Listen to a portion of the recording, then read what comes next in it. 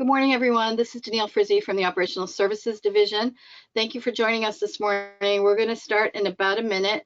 If you are having sound difficulties, please go to the audio component in the GoToWebinar dashboard. As you click on that arrow, it toggles down and you see options for joining. You can do computer audio, a phone call. If you click that phone call radio button, you will receive a message that says how to dial in. So if someone could answer the question from Barbara, who can't get her sound to work, that would be helpful.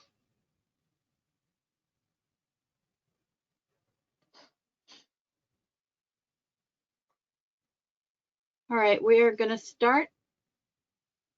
Let me just send this message to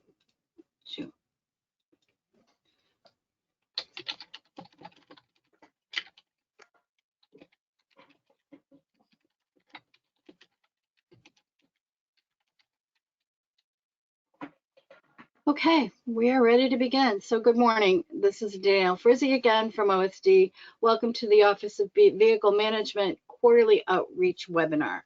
Next slide, please, Karen. So before we start, I want to just go through a little bit of logistics for those of you who aren't familiar with GoToWebinar. So today's presentation is being recorded. So you can use the control panel to ask questions. There is a questions box, so please do use that. And we will answer all questions during the question and answer portion of today's meeting. If you need audio issues, please check your mode. You can click that audio panel and drop down arrow, and you can join either by computer audio or phone call. You will all be muted. Again, please submit your questions via the questions panel. Hand raising is disabled for this presentation, and we do have 3 handouts available. So there are 2 presentation decks for today's session, and then there's also a link to OSD's newsletter, by the way, and there's a story in there on the past issue about telematics. To access those handouts, please click on them and drag them to your desktop.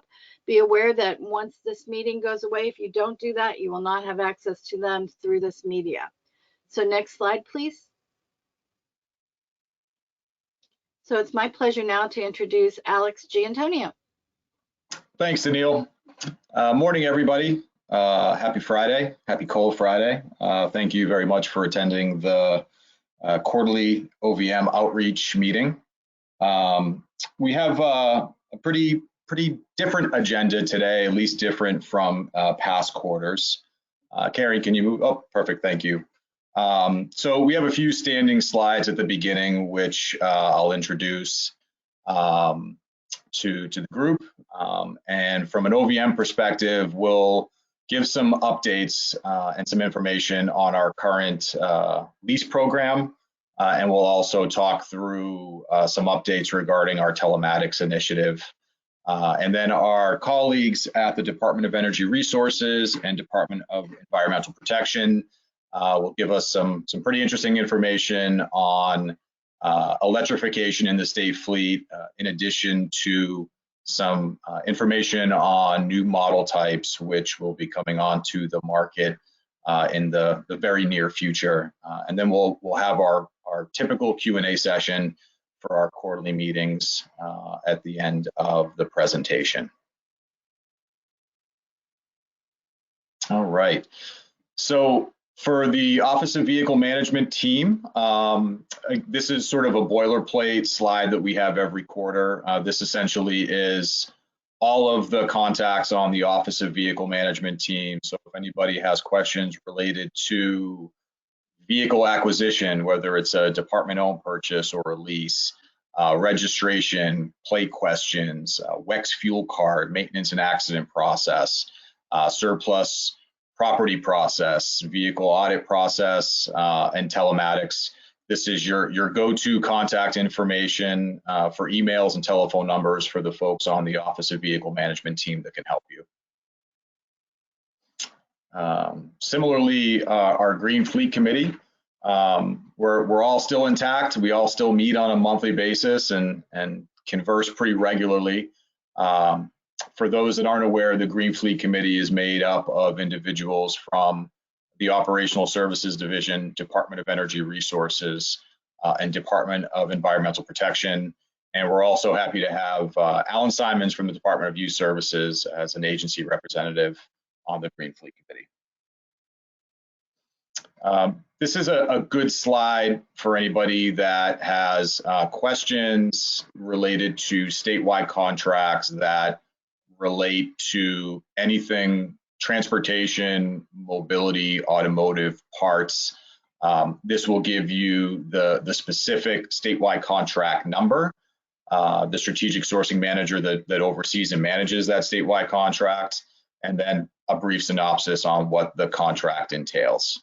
And all of this content will be made available to any attendee, so you can keep it as a reference point. All right, so now I will turn it over to Karen Rasnick, OVM Lease Administrator. Good morning, everyone. Just going to briefly review the OVM Lease Program, which is available to executive branch agencies. Just because we call it a lease program, we like to remind people that it's not a typical retail lease. We don't have, mileage fees if you go over a certain mileage. We actually have the minimum mileage requirement as the state fleet vehicle that you need to meet in order to get a vehicle through the program. We don't have a buyout cost at the end of the lease term. We actually spread the costs over 5 years equally across the 60-month term.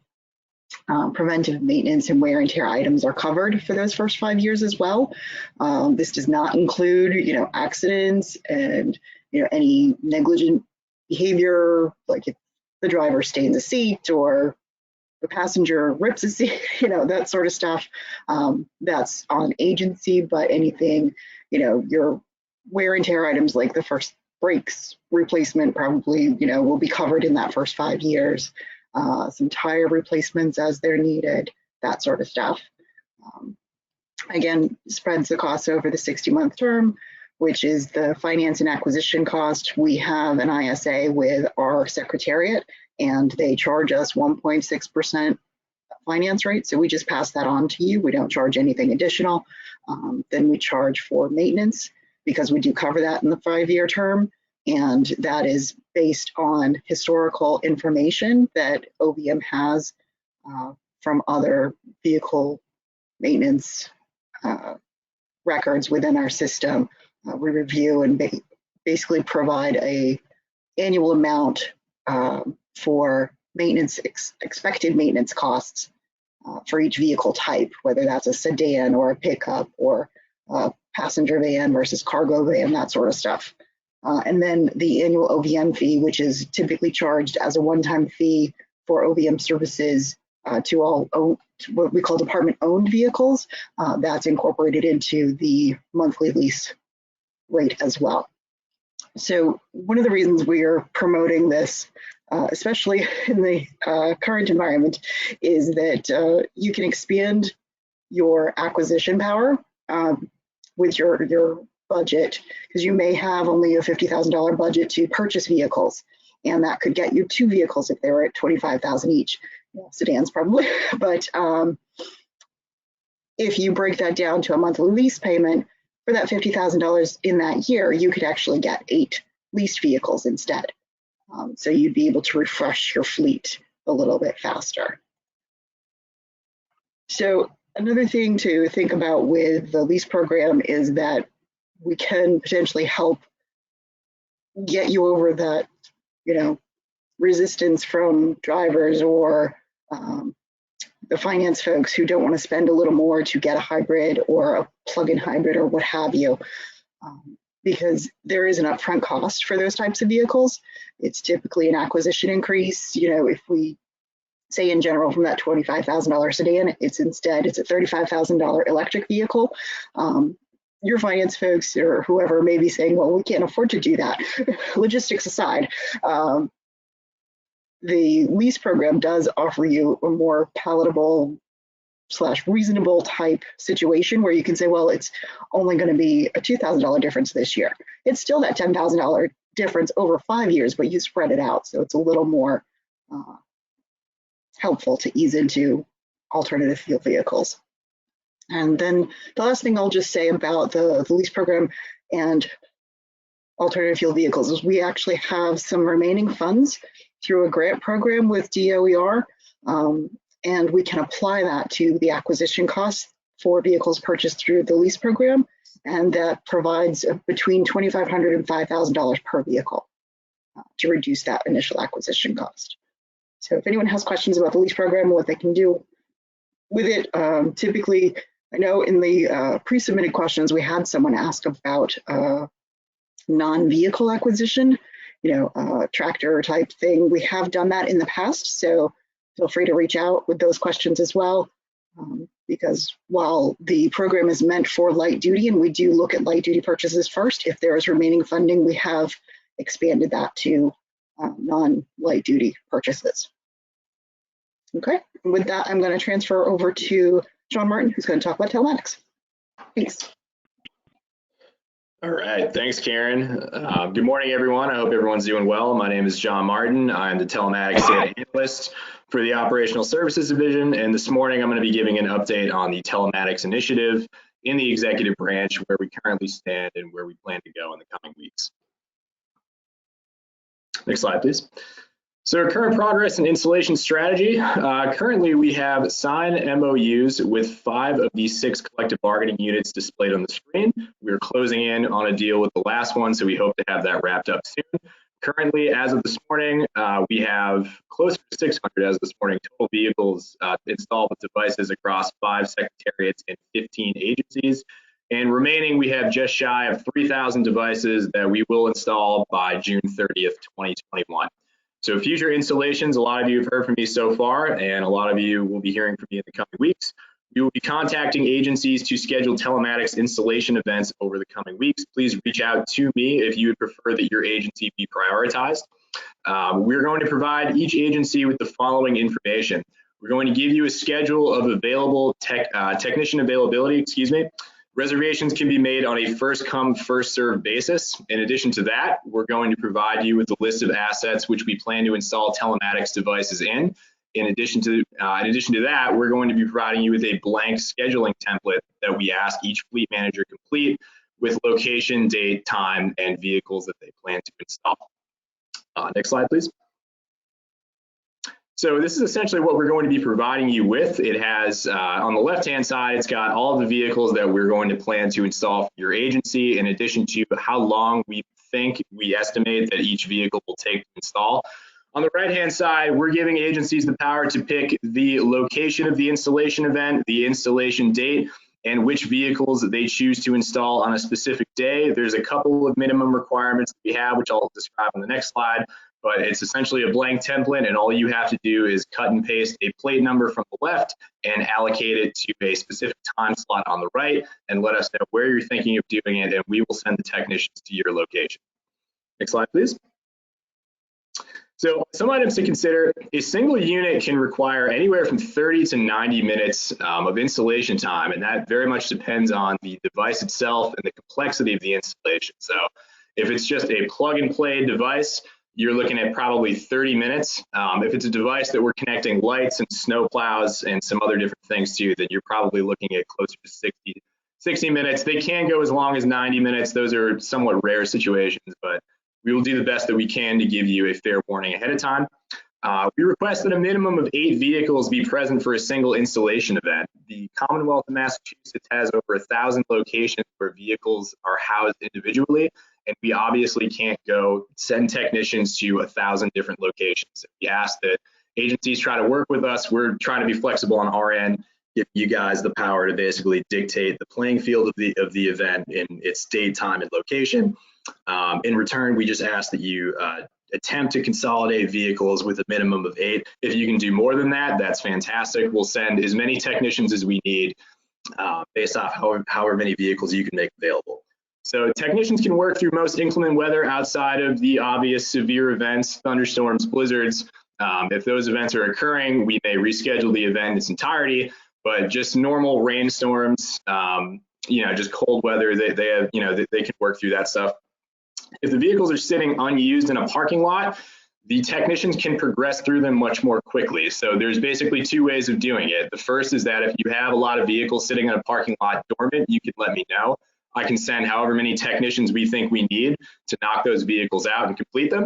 The alternative method is if the vehicles are in use during the day and we need to schedule a specific date and time for the vehicles to converge on one spot, then we essentially assign each vehicle an appointment in 1 hour time slots, as I just showed you, and the vehicles are expected to show up at those times. So we can do it either way. The desired way, obviously, is just having a bunch of vehicles not being used. It makes it easier for our technicians to more quickly progress through them.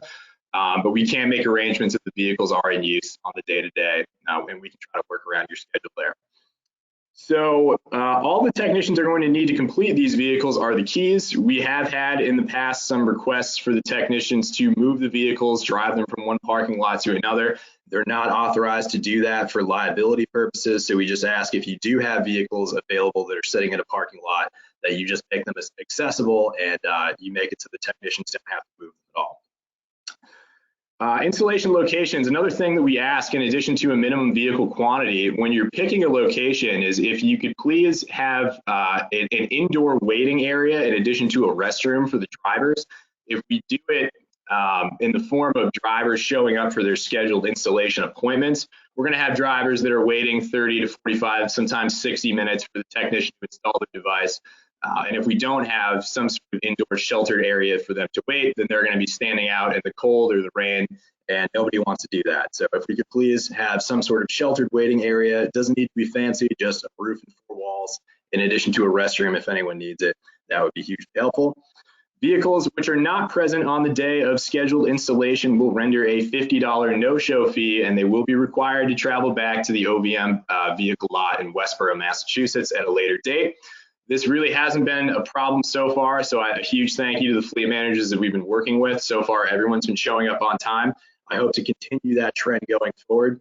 It certainly makes it a lot easier on our end that we're not wasting the technician's time and vice versa. We don't want to waste your time. So if we keep that trend up, that would be greatly appreciated. There have been some coronavirus concerns, which I totally understand, and technicians are required to wear PPE in accordance with Commonwealth regulations. So they never actually get fully in the vehicle. I mean, when they're working, they're installing a device up under the dashboard. So they have all the doors open and they're kind of hanging half inside, half outside the car. They are wearing masks the entire installation event. So we make sure to tell them never to take those off. And just one last sticking point, it is optimal or preferred to run larger events over shorter periods versus several smaller events over a single longer period. So for example, just to simplify it, if you have 100 vehicles in your fleet, it's obviously optimal to run, 4 events of 25 vehicles each or 2 events with 50 vehicles. That way we can sort of get in and get out quicker rather than doing 10 events with 10 vehicles each. That's 10 different conversations that you and I have to schedule logistics. And just so it just gets dragged out over a longer period of time. I understand in some situations, the longer sort of time frame events and more frequent events are going to have to happen just due to things that agencies are responsible for doing, and they can't get that many vehicles in one area at one time. I understand that. We'll do the best that we can to work around your schedule. It's just sort of a helpful tip, if you will. It's always easier for us to sort of get in and get out quickly with a large number of vehicles rather than doing a lot of smaller events. Next slide, please. So utilizing the telematics data and the optimization of our fleet going forward, at the conclusion of your installation event, I'm going to issue you credentials to access the portal. Please let me know if for some reason I forgot to do that. I'll absolutely issue you credentials as soon as possible.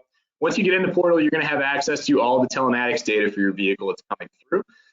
In addition to that, you're going to have a lot of different training videos and just training material in general from the help center that you can go access immediately and start watching these different videos and reading these articles about what the data is, how to use it, how to navigate through the portal. And as usual, if you have any questions, you can just reach out to me. I'd be happy to address any of those concerns. But the common data points available to you, and we've been over this plenty of times over the past year. I've sent different communications out, and I've discussed these in former quarterly meetings. But The common data points available are utilization, different ways you can measure that: miles, engine runtime, days utilized, total number of trips. Safety, there are different safety metrics we have: speeding, harsh braking, acceleration, harsh cornering, etc. Different maintenance metrics. We can tell if a vehicle's engine throws a diagnostic trouble code, and we can have that immediately. We can schedule an email to be sent to your maintenance folks, so they can get out in front of that before any damage is done to the vehicle. If you're interested in seeing where your vehicles have gone at any specific day and time, you can go to the trip history section and see that information there. We've got environmental and financial information available to you in terms of idle time. You can see how long your vehicles are idling for, how much fuel the vehicle has wasted in the context of that idling time, how much money you've spent on fuel total, how much fuel you've consumed. So there's a lot of different metrics and things that you can look at for each individual vehicle and as your fleet as a whole. If you are interested in landmarks and geofencing, the tool has the ability to do that as well.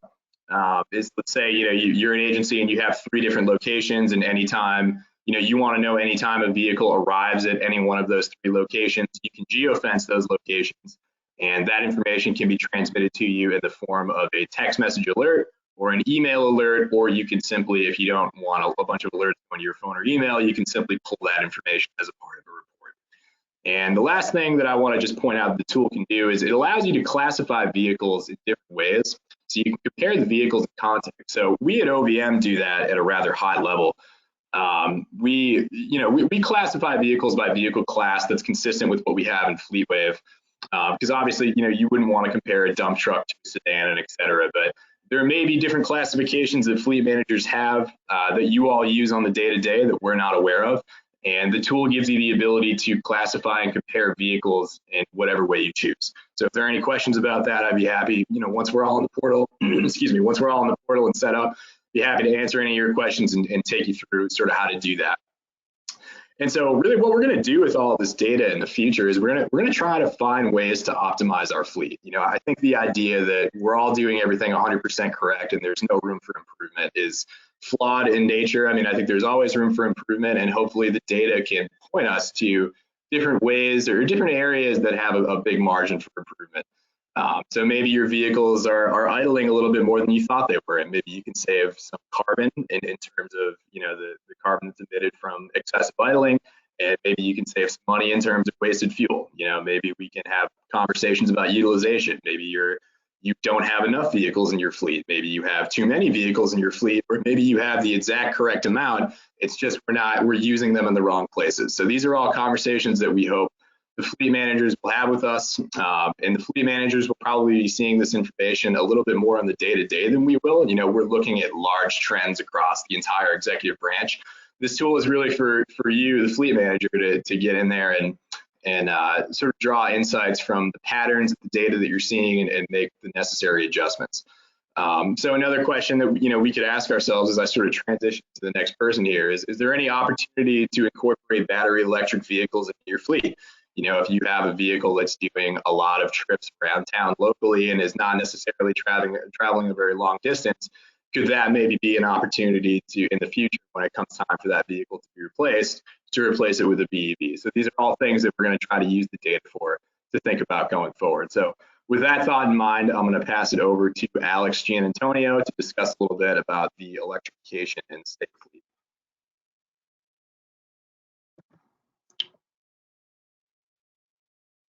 All right, thanks, John. Really appreciate that.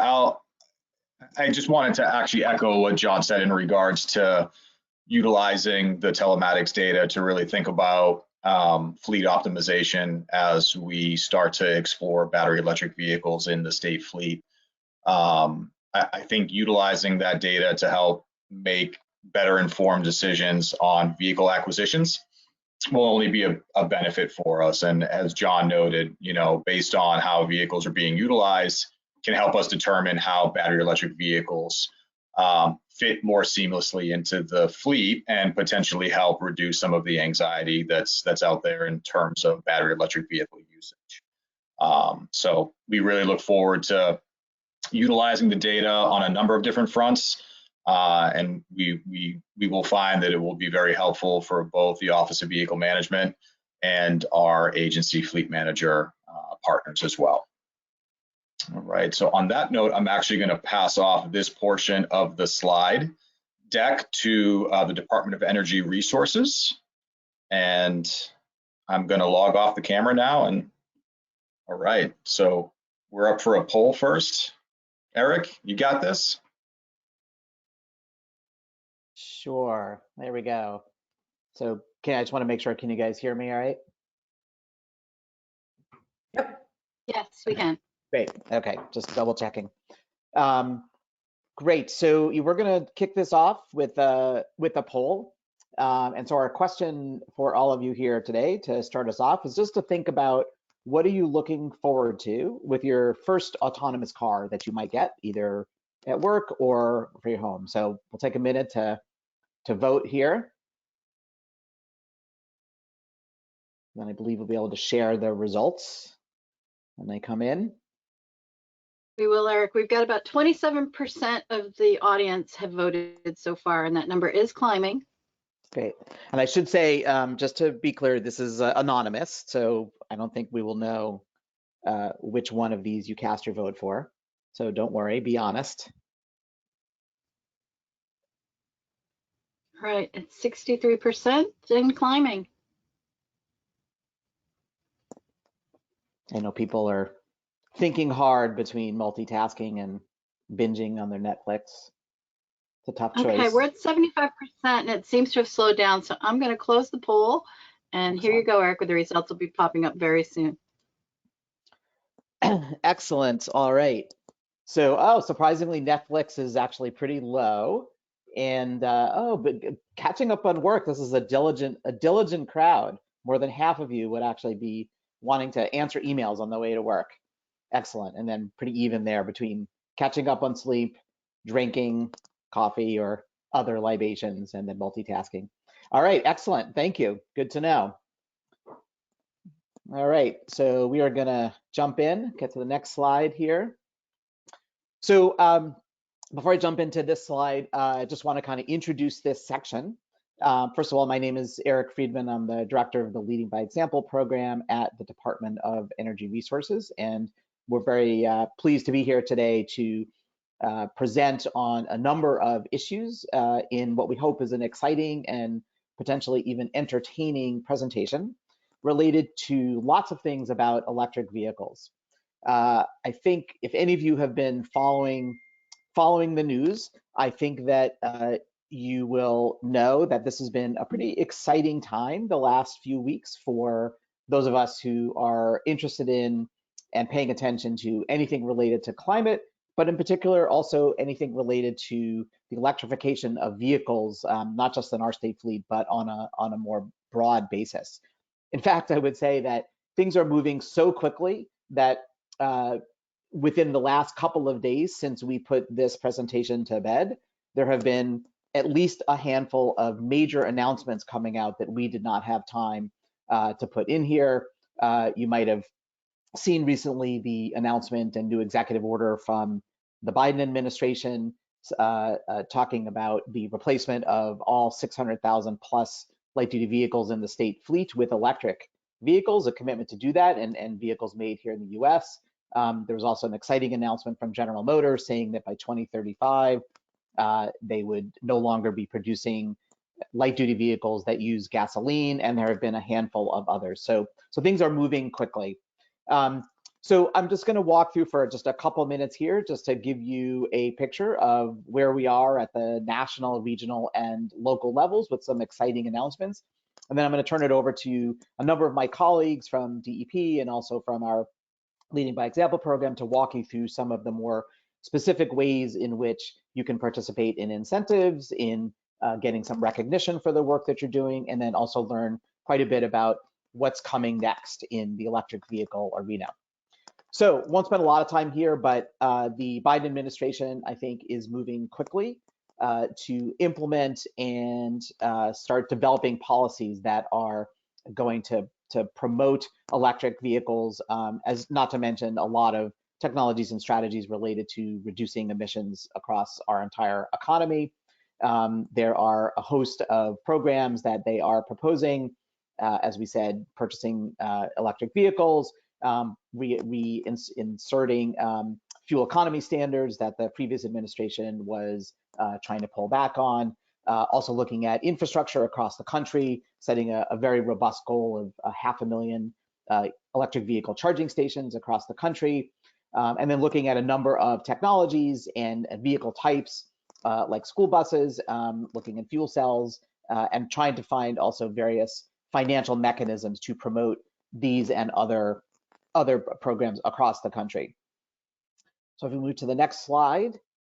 So a little more locally here, some of you may have seen that the Massachusetts Executive Office of Energy and Environmental Affairs recently released a couple of documents related to decarbonizing our economy and our entire state. They've released two documents, a 2050 Decarbonization Roadmap, which is really a high-level look at how do we get to net zero emissions by 2050, and then a more specific target-setting document called the Clean Energy and Climate Plan, or CECP. There's a link here for those of you who want to read all several dozen pages of this document. And this document is essentially setting our path for the next decade. How do we get to 45% emissions reductions by 2030? What are the number of different policy recommendations that we will need to be following and implementing across a number of sectors, ranging from how we get our electricity to how we heat and cool and power our buildings, to, of course, looking at transportation.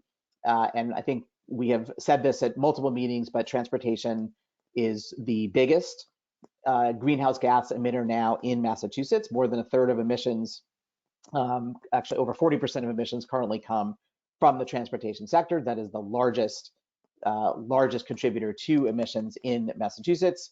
And there are a number of strategies in these documents that are targeting significant reductions in emissions from vehicles.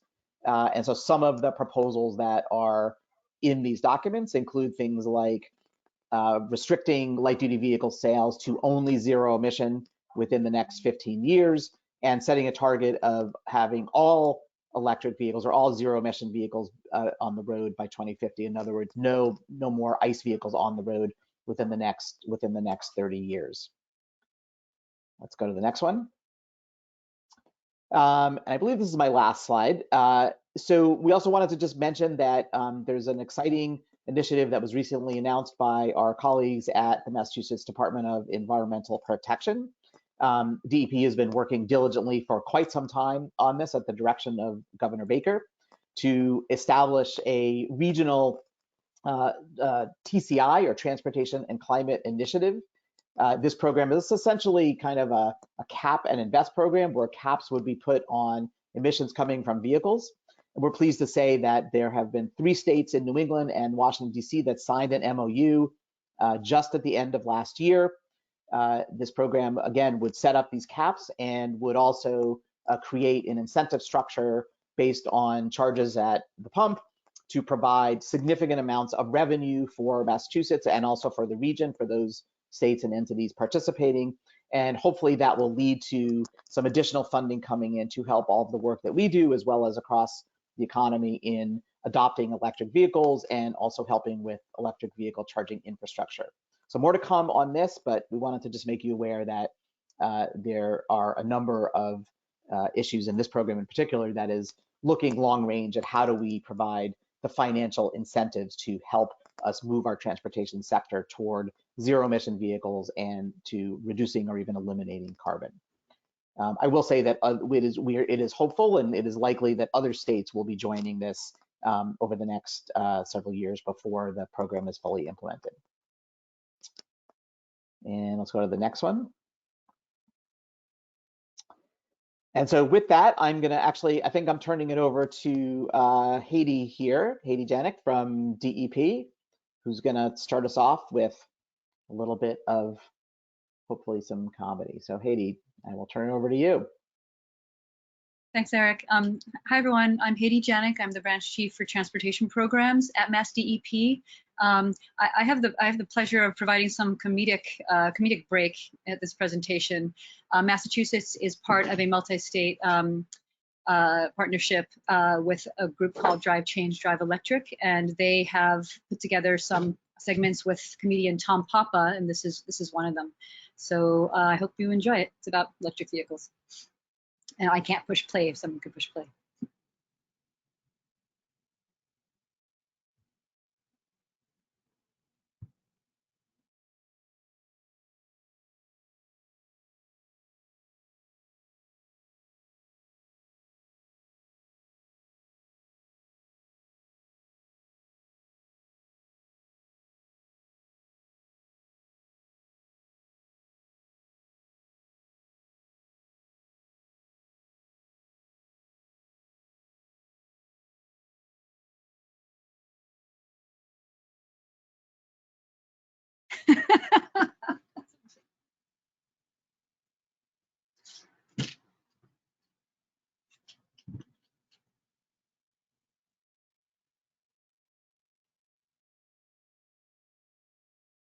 All right, well, I think I'm back on. I thought that was going to be a longer episode, so my apologies. Maybe what we'll do is provide some links to the Tom Papa videos. You can watch them on YouTube, and they actually are quite amusing. I wasn't familiar with him, but a lot of people do know him. He's a nationally known guy. So Mass EVIP is our electric vehicle incentive program that I hope many of you are familiar with. We have been providing incentives for electric vehicles and electric vehicle infrastructure for a number of years.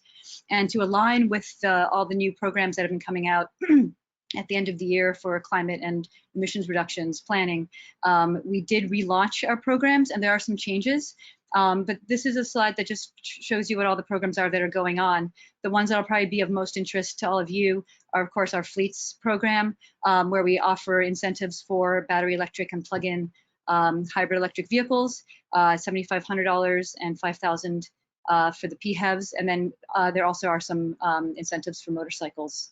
And one of the big changes, I guess, I'd like to outline is that for the old Fleets program, you would have to purchase or lease 2 vehicles in order to get any funding for electric vehicle infrastructure. We've separated that, so now you can go ahead and get infrastructure through the workplace and fleet charging program separately from any electric vehicles. In addition, if you already have electric vehicles, you do have to have at least one EV in order to qualify to get the electric vehicle charging funding, but we will pay 60% of the hardware and installation. So that is a better benefit for you guys if you want to look at that one. And then we also are offering through our multi-unit dwelling and educational campus program, charging infrastructure at educational campuses. So for colleges and universities, public colleges and universities, if any of you are on here, you can look at that program and see about getting charging for your campuses. And those are the main ones we have here. If you guys have any questions, my staff are happy to talk to you and answer them, help you figure out which program to go through, or help you figure out what would best work for your project. So please get in touch. And I think that's all I've got, actually. And I'm going to hand it off to Katie Snyder to talk about Mass Evolves. Thanks, Haiti. So good morning, everyone. I'm Katie Snyder with the DOER Leading by Example program, and I am happy to be the bearer of good news this morning about an exciting opportunity for state fleets. If you could go to the next slide, please. So Mass Evolves is a program that is administered by the nonprofit group Recharge America in partnership with the Massachusetts Executive Office of Energy and Environmental Affairs, and it supports and publicly recognizes organizations that take specific steps to encourage greater EV adoption consistent with some of the statewide clean air goals. So eligible entities, which now include state agencies, authorities, and campuses, that's kind of a new side of the eligibility, can pledge to take action on things like installing EV charging stations, expanding the use of EVs in their fleets and on their campuses, hosting ride and drive events, and a lot more. Next slide.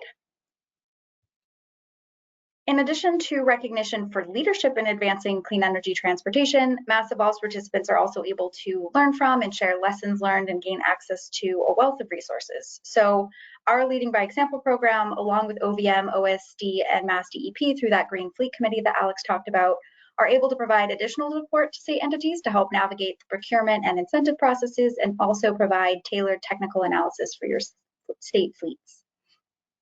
Next slide.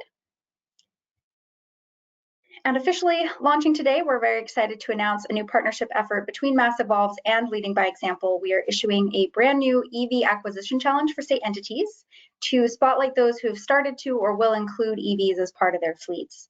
So while this challenge is voluntary and no cost, we hope it will serve to recognize both ongoing efforts and inspire new state partners to consider EVs. You've heard before from your peers at past OVM outreach meetings about how valuable firsthand experience with these vehicles can be. And so we're hoping, along with Mass Evolves, to support in any way we can to sort of, get broader rollout and try and get, as I said, at least one EV in state fleets, but there is definitely room to grow, and there will be sort of varying levels of recognition. Mass Evolves does do a really great annual recognition ceremony. Typically, the Secretary of the EEA has some remarks. They're starting to work with more local politicians to get involved and sort of just really give a great shout out and promote folks on their website and social media as much as they can. Next step, or slide, I'm sorry. So there's a simple 3-step process to get started. There's a basic pledge that indicates your entity's willingness to work toward EV and charging adoption. You would engage with staff from Mass Evolves and our LBE team to help you explore what actions you might be able to take given the unique considerations of your fleet and your agency.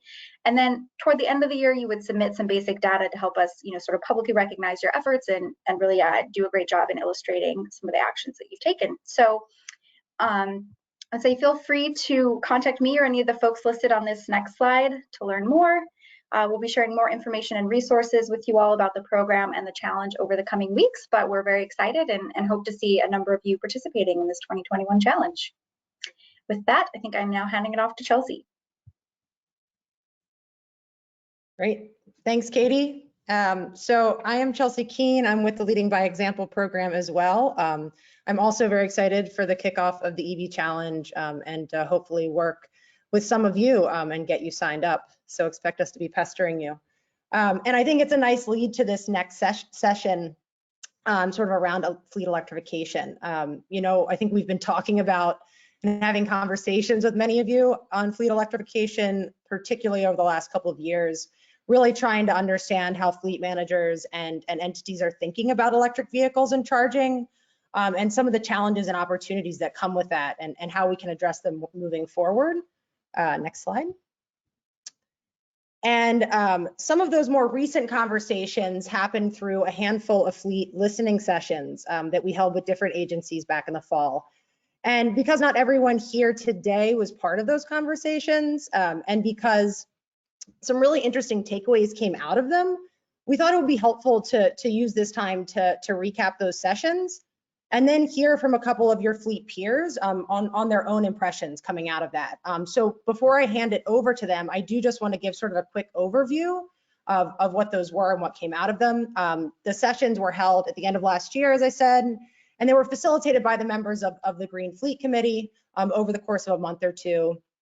And because each agency has its own unique operations and missions, we figured it made sense to group the conversations by secretariat to reflect fleets that might have more similar challenges and ways to address them. So not really, you're comparing apples to apples. And the objective was really to hear, to listen about what's going on in your fleets around electrification, and also to dive down into those unique barriers and capture ways that we can help begin to address them. Next slide. So really high level, quickly on some of the key challenges. I don't think any of these challenges were a particular surprise to us. And I'll let the fleet manager speak to some of them in more detail in a second. But this piece really helped to understand how many of you share those challenges and also some of the nuances that make them particularly difficult for your respective fleets. Because I think like the devil's always in the details. And so that there was a lot of takeaway from that. Next slide. And on the opportunity side, there were some pretty creative and also actionable takeaways. I think what's great about having peer-to-peer conversations generally, and what I hope those of you who participated felt, is that while it gives you an opportunity to reflect on like the nitty-gritty challenges and the barriers, it also allows you to sort of feed off your peers, right? And start brainstorming on ways to get around those challenges. And I think that's just an invaluable product of having candid conversations. And that's also where real on-the-ground progress happens, right? It's not necessarily just from us or someone else telling you what to do and how to do it.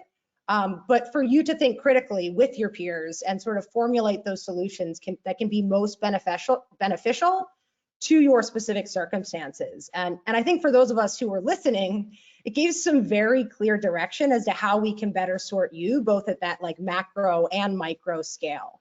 So we heard some of you say loud and clear, actually probably all of you say loud and clear, to make this work, we as fleet managers need to address the charging infrastructure piece first. And that means that from our end, like we need to strategize ways, one, to make that happen, and also find ways to support those efforts in whatever way we can. So I think we as listeners gained a lot from those sessions. And I think I just want to say for everybody, we do appreciate those of you who shared your perspectives so candidly, because they really will help us moving forward. Again, this was really about us listening to many of you. So I'm going to stop talking. I'm going to hand it over to a couple of your fleet peers to give their perspectives and takeaways. And I think to streamline things, if anyone listening has questions for the panelists, please post them, I believe, into the chat. Maybe there's a question section. And I think that we will address them in the Q&A portion at the end of the meeting. So with that, I think Swen and Alan, if you'd like to turn on your videos, you can, don't feel like you have to. And I think, Swen, I'll hand it off to you to sort of kick us off. Okay, very good. Good morning, everyone. So basically, when I was speaking with Chelsea about doing a little bit of a presentation, what we did was we talked about recapping some of the information in those listening sessions that Chelsea referenced. So what I'll do is I'll basically give a walkthrough under 3 different categories. First will be just the highlights of the DFS, Department of Fire Services fleet. The second one will be the challenges that we at DFS have to electrification.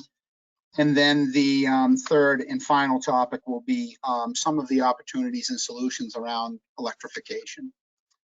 So the first thing I had with our highlights is at DFS, we have a very diverse fleet. We have all the way from light duty vehicles all the way up to and including Class 8 heavy trucks.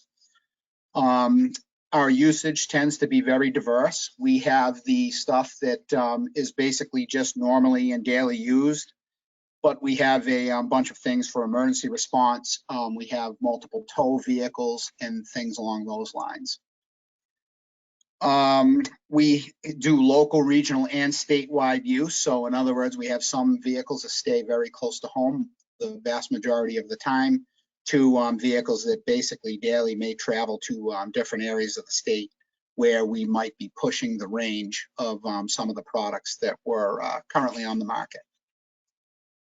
Another issue that we have is many of our vehicles are staged at off-site locations across the Commonwealth.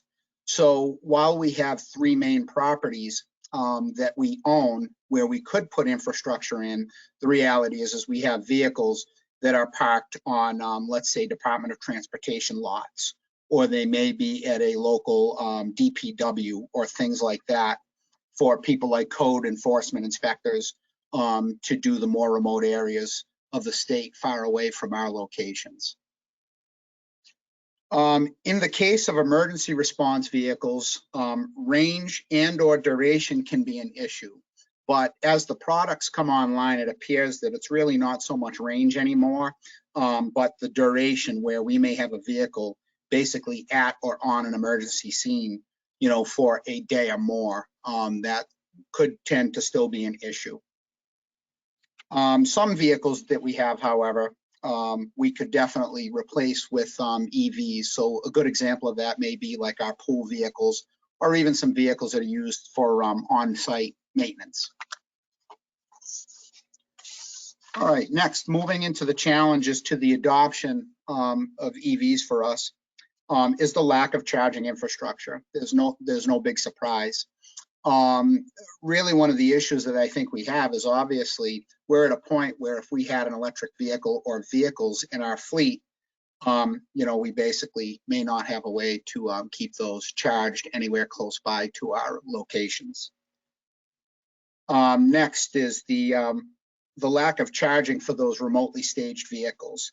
That's a significant problem to overcome because obviously there would be a pretty significant expense for the potential of only charging one vehicle or two vehicles at a location. The next challenge that I've worked to identify is budgeting. You know, there's always these competing projects, but the good news, at least as far as infrastructure, and it looks like some other things that continue to go forward, there is some help. But obviously, even when you may have to pay 20 to 40% of a project, and some of those projects could be somewhat significant, that's something you probably have to plan long term. Let's see, awareness of available technologies. So, you know, us folks that are on these calls, I mean, we're becoming aware, and certainly with fleet managers, you know, you see a lot of feedback on the different and changing technologies that are becoming available, but agency leadership, for example, may not be so in tune with that.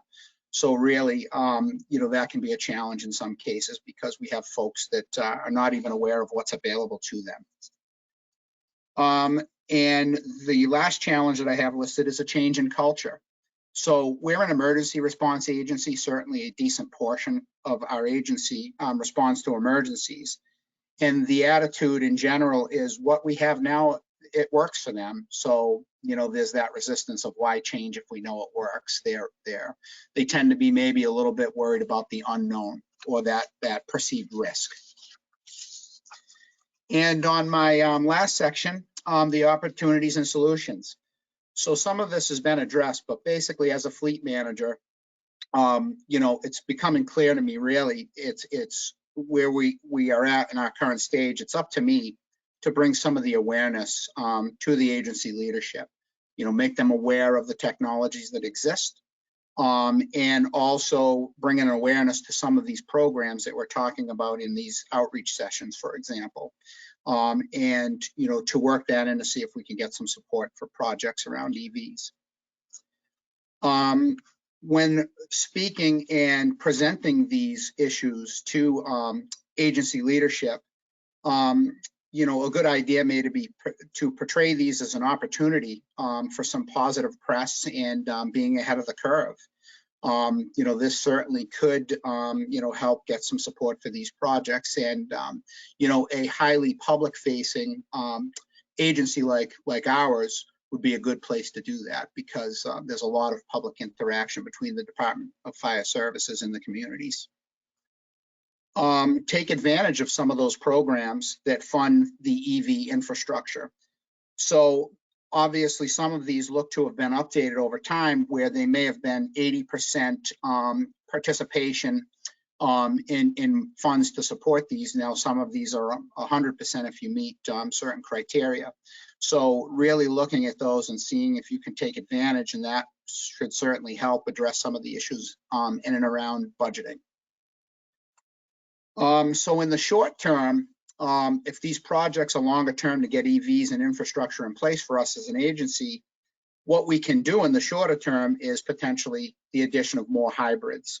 So for example, we have a small amount of hybrids in our fleet, but we are now working to regularly order hybrid vehicles in the place of just regular gasoline powered vehicles. And then in the longer term, some of the solutions that I can see would be potentially the addition of plug-in hybrids. So for example, that would address a lot of the concerns around the emergency response folks with duration out on the road and out on a scene. And then obviously full electric vehicles for those vehicles that, you know, return to the same parking location every day, pool vehicles, so on and so forth. So basically that's what I had. So I'll turn it back over, and thank you for your time. Very good, thanks, Swen. I'm going to talk about our current thought processes at DYS. And there's no particular genius in this. We're doing the same thought processes and getting acclimatized to new realities that everybody else is. But I like what Chelsea said about you learn as much from your peers as you do from the subject matter experts sometimes. So this may be a little bit stream of consciousness, but maybe some of it resonates with what everybody else is going through. So I've got 4 basic bullet points in terms of what considerations for fleet acquisitions generally. user operational needs, functionality of available products, cost, and then timing based on the aging of the fleet and our how many vehicles we have on lease and when the financing terms are up. I used to have one that would probably be at the bottom of that list, which I would have called environmental concerns or environmental responsibility or stewardship. And that's still true, but I don't do that anymore because we have a ZEV mandate. And so that suffuses everything that we think about in this area. And I'm sure that's what's everybody else's experience too. In terms of user operational needs, mostly we have vans, SUVs, F-250s, and F-350s. And this isn't static. Our future planning has to take into account things like, with the events of the last year or so, courts, a lot of our kids have to have court appointments. So courts are moving to remote hearings almost as a default. So you always have to keep re-examining your actual needs. And I'm assuming that social distancing is a temporary problem. I certainly hope so. So that's probably not a long-term concern, but safety is primary for us. And that requires spacing in a different sense, which is just having enough room in the vehicles.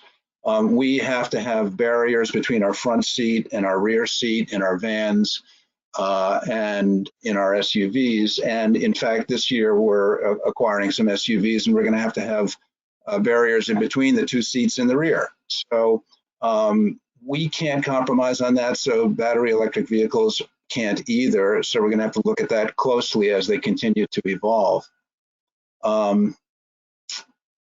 Functionality of available products. This has been a real barrier for us, but I think everybody sees that the tipping point is here and we're maybe a little past it in terms of things coming online. Trucks will probably be the first product line that we purchase battery electric vehicles in. It doesn't seem that robustness is an issue anymore. I think the horsepower and the torque that are coming out now are going to impress even some of our crusty old maintenance guys. And we have some of those guys, and they tend to be skeptics about change in general. But I'm not so worried about that because I think these products are going to meet that need, and psychologically, they're not going to be resistant. And parenthetically, I would say here, at our executive level, which you need their buy-in, I think we've got it. And I don't think that I see a lot of barriers in terms of the staff because I think these products will prove themselves. And so I'm not too concerned about what is often a concern in this whole area, which is changing the structures inside of people's heads as well as the things that are out there in the world. But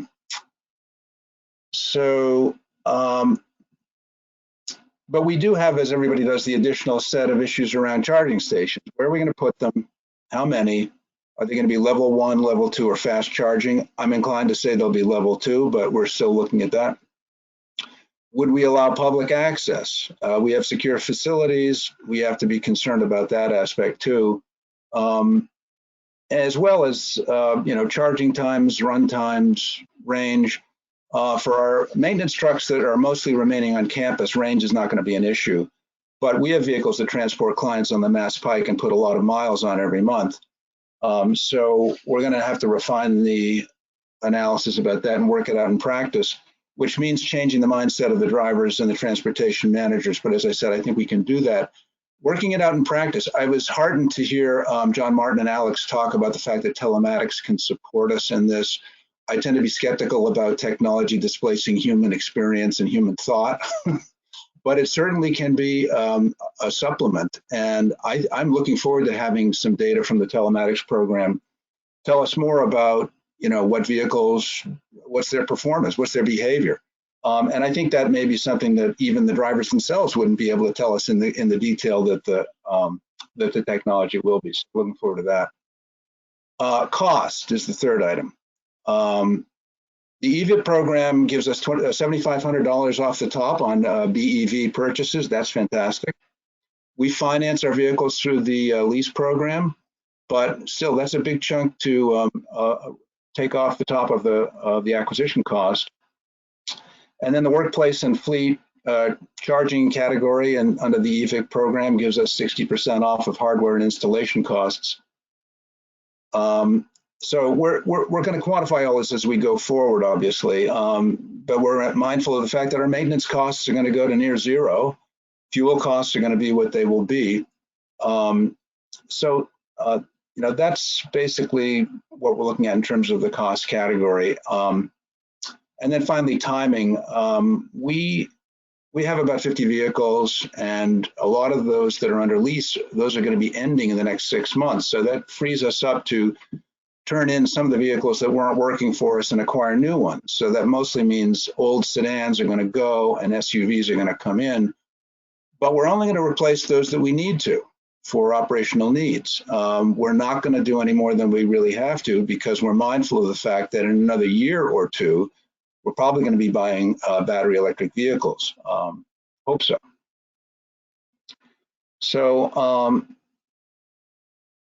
So that's basically what I have right now. I will say that Joe Hogan and I are interested in doing a more in-depth look at these issues because we've got a project currently going on up in Middleton that will involve both the installation of photovoltaics on the roof and a new building, a storage shed where we are hopeful of putting in a charging station and linking them together in some way.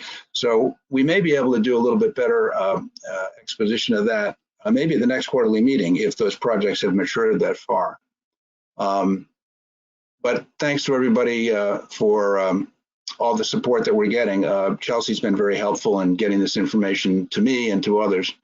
And with that, I will turn it over to, I guess, it's Chelsea. Yeah, thank you. Thank you, Alan and Swen, both for taking the time to prepare for this and share your thoughts. I do have to say I've had the pleasure of chatting with you both over the past couple weeks in particular. And I think for me, it really reiterates the value of having one-on-one conversations, especially in a time when none of us have been able to see each other in so long.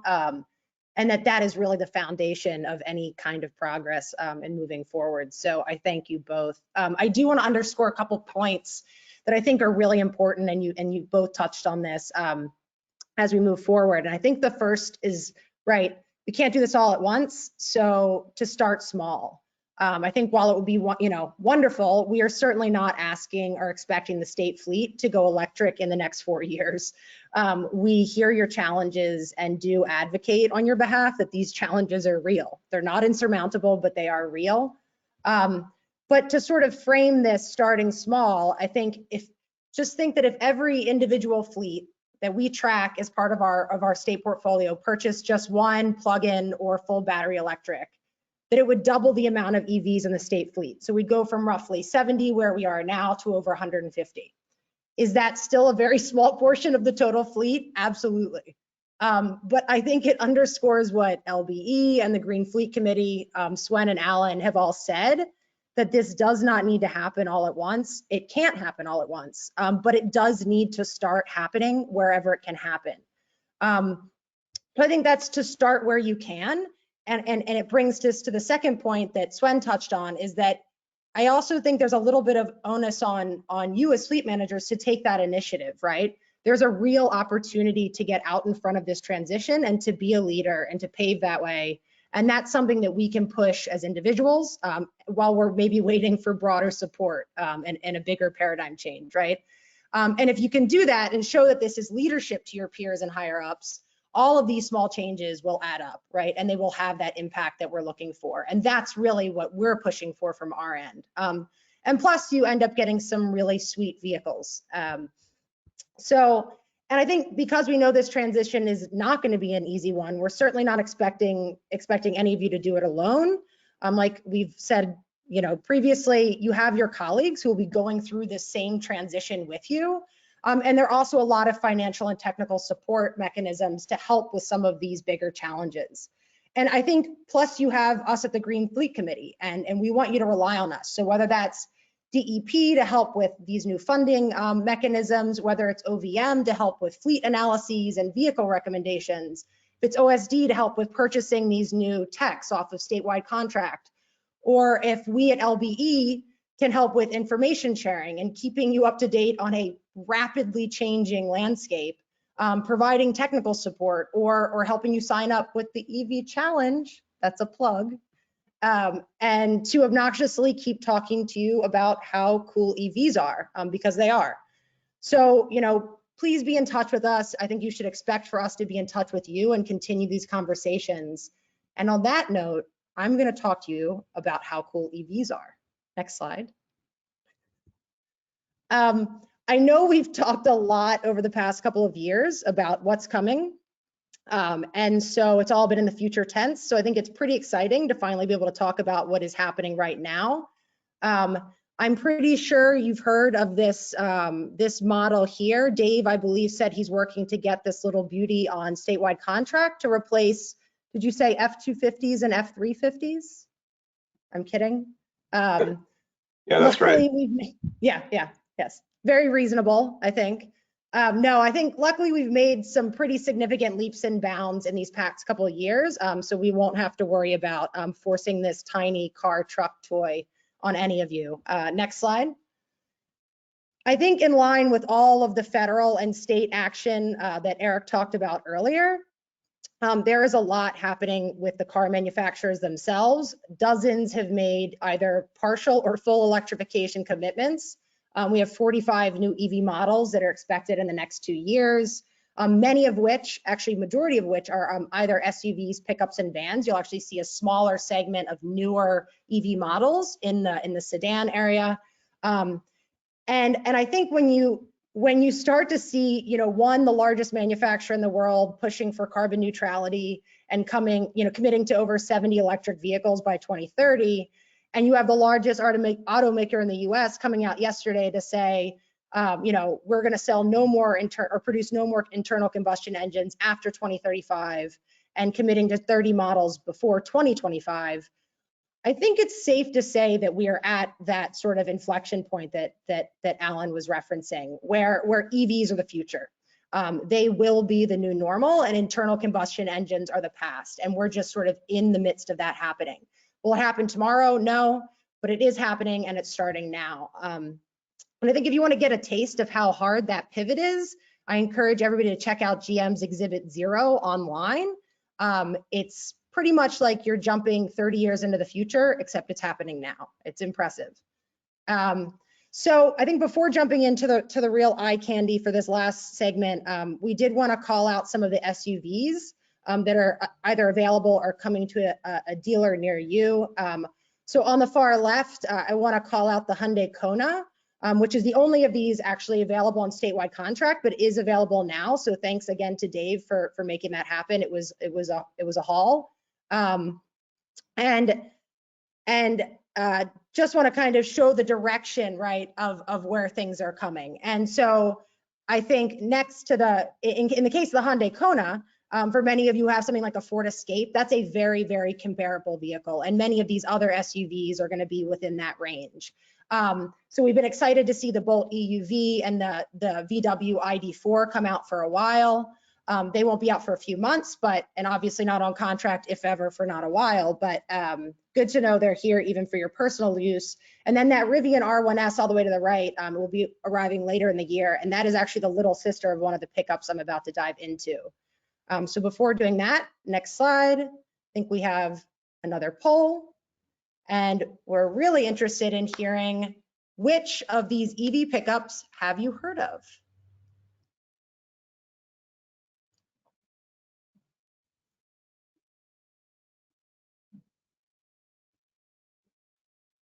I hope you've heard of at least, everybody must have heard of at least the Tesla Cybertruck, because it's pretty over the top.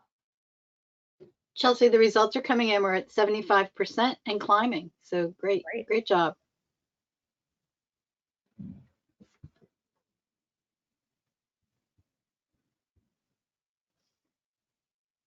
All right, I'm going to close the poll at 83%. Good job, folks. Excellent.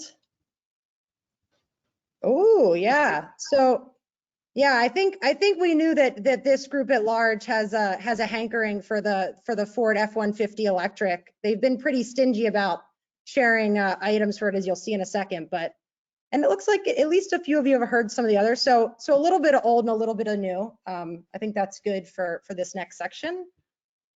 Great. And next slide.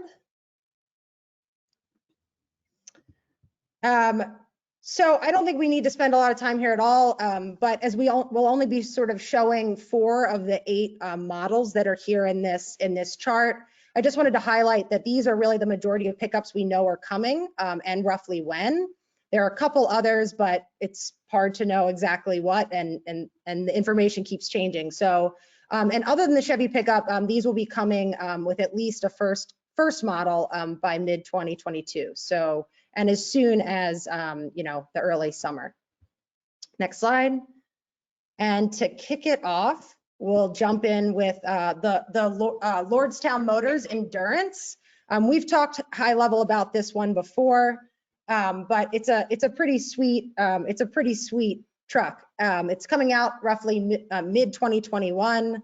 I think for the body and passengers, what you're going to see with most of these new pickups is that they're all going to be 4-door crew cabs, seating, you know, 5 to 6 people, so a little bit bigger in that body range, and that the standard version does tend to have that that shorter bed, though a couple will have longer beds. So this is that standard shorter bed. We're really unclear if there are going to be multiple trims at this point, but I'm sure we will be hearing. And it sounds like Lordstown is really interested in kind of getting feedback in terms of what their market is going to want from these vehicles. I think it comes in at a very reasonable base price of $52,000. Standard warranties seem to be that, you know, 3-year bumper to bumper, 10,000 mile, 8-year battery warranty. It's not quite clear for all of them, but I think we can assume that this is kind of going to be the standard for most trucks. And one really interesting thing for this one is that it is they are targeting fleets. So like I said, they're going to be doing a lot of sort of regional engagement to understand what the demands are of particular fleets and sort of cater to that. Next slide. Battery range 250 plus miles is not bad to start. I think as Alan said, and as we've talked about before, the horsepower and torque of these vehicles is way above what you're seeing with any standard conventional fuel vehicle. They are impressive, they're powerful, and they're quick. 0 to 60 in 5.5 seconds is impressive to say the least. And that is on the I would say not, I guess, slower end, not as quick end as some others. Again, 4-wheel drive is what we should expect from these, and a pretty impressive towing capacity. Next slide. And these are some of the really interesting things. All of these trucks coming out have some really unique features that I think, one, is out of utility, and 2, just because, well, they might be cool. So for the Endurance, they have a specific hub motor system, which is going to provide at each wheel direct power and enhance that stability and increase torque. True 4-wheel drive in this case, which we will show a video of in a couple seconds, that provides really that superior traction and control at the wheelbase. We've said this before, ICE vehicles tend to have a lot of moving parts, which creates a lot of problems, and EVs tend to have very few. This is the most extreme I've seen for moving parts. I don't even know how that's possible, but that's what they're claiming, and the others don't look much more complicated. And then because these are electric, I think in many cases you're going to see off-board power systems that certainly exist for this truck to support those sort of stationary tool and accessory use. And with that, I think we're going to kick off our first video.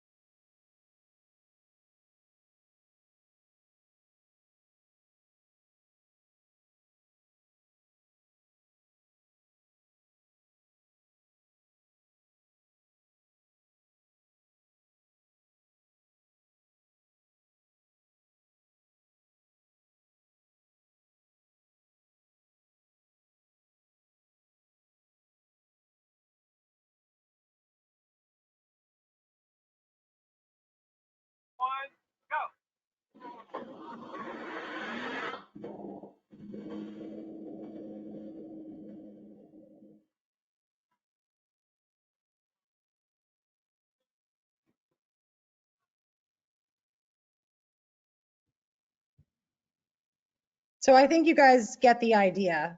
They can certainly, they're certainly capable. Next slide. So on to the second truck. So this is the Rivien R1t. I think many people have probably heard about Rivien. They were sort of an early adopter and creator of the pickup. Again, you're going to see that 4-door crew cab. In terms of trims, they are going to come out with a standard and off-road. Little hard to know exactly what the specs are for each, but that it will affect range. Do come in at a higher base price. I think they're sort of, they have a broader market target. Certainly looking for that sort of adventure crew. And so I think that affects the price and kind of the look and feel of the truck. Next slide.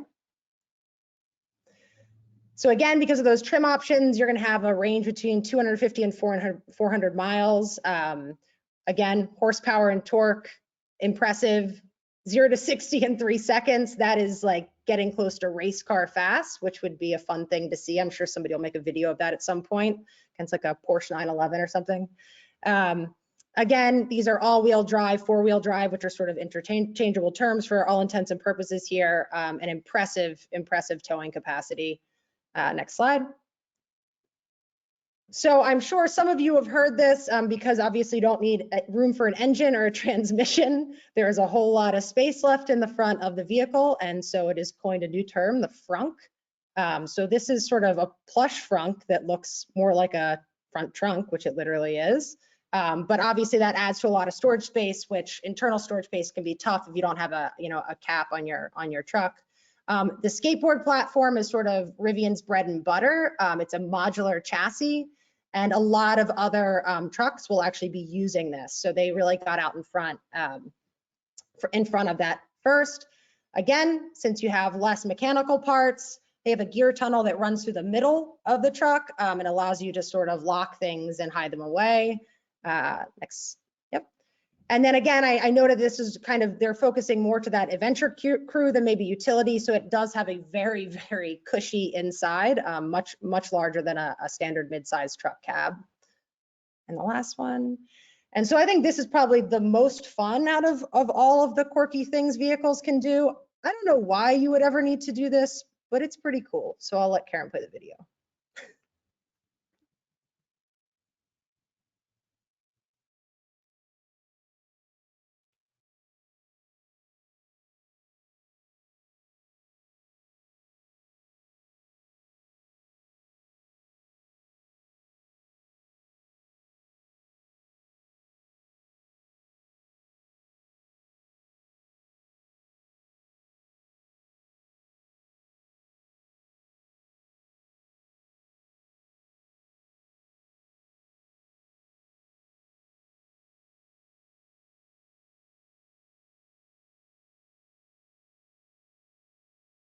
Karen, I'm going to ask you to play that one more time if possible. There was a thing that appeared in the center of the screen for click for audio, so we missed the fun feature.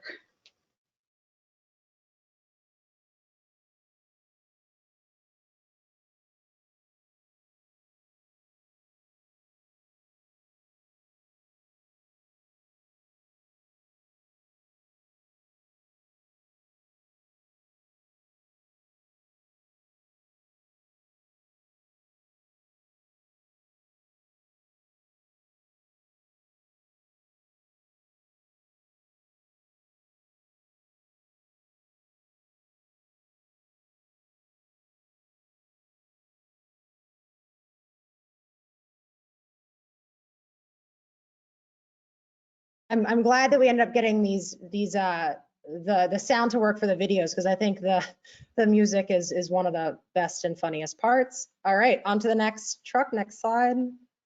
So this is the Atlas XT. I actually knew just a tiny bit about this one before we worked on this presentation. So that was a bit of fun. So this is a little bit further down the road, coming out in early 2022. Many of the similar kind of standard specs. Couple things to note: 4 variants will be available. It's hard to know exactly what those are right now, but I think they are realizing that they want to sort of meet some different use case needs. And I think one of the nicest things to see about this truck is its base price at $45,000. That is very competitive, as we'll see in a second. And I think just shows that the cost of these trucks is going to become more competitive soon. Battery 300 to 500 mile range, depending which one of those trims you get. Still not quite sure about the power and the torque here, but we know that it does have a very considerable towing capacity and payload, and is just as quick as the others. And for a couple more of these, so the frunk here, as you'll see, for some of the frunks, you'll actually have a drop down like a standard bed. And so that's nice. It gives you a little bit more flexibility when you're loading things in, a little bit more rugged. Again, that independent wheel motor system. So rather than like an actual four-wheel drive or an all-wheel drive, they call it an I-wheel independent wheel drive, IWD.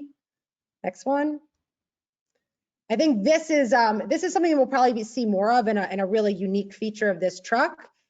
So Atlas is coming out with a proprietary ultra-fast charging system that will be available for these trucks, which enables a 15-minute charge. That is fast. And it also enables vehicle to grid capability, which is a technology that I think we'll see quite more of in the future.